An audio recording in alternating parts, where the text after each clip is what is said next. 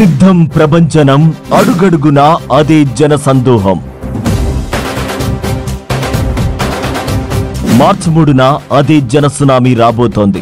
సిద్ధం సభలతో వైసీపీ శ్రేణుల్లో ఫుల్ జోష్ నెలకొంది. భీమిలి సిద్ధం సభతో విజయం సాధిస్తే ఏలూరు సిద్ధం మహాసభ ఘన విజయం సాధించింది.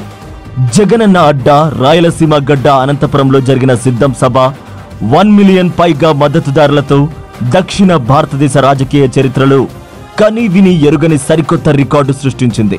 సైకిల్ ఎప్పుడు బయటే ఉండాలి. వారి పార్టీని శాసనసభలో 102 నుంచి 23కు తగ్గించారు కదా అని అడుగుతా ఉన్నాను.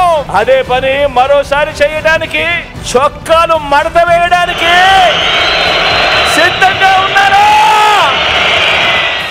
ఇప్పటి వరకు జరిగిన 3 సిద్ధం సభలతో 25 లక్షలకు పైగా ప్రజలు వచ్చి తమ మద్దతు తెలిపితే మార్చి 3న జరగబోయే 4వ సిద్ధం మహాసభ ఇంకెన్ని రికార్డులు సృష్టిస్తుందో యావత్ దేశం వేచి చూస్తోంది.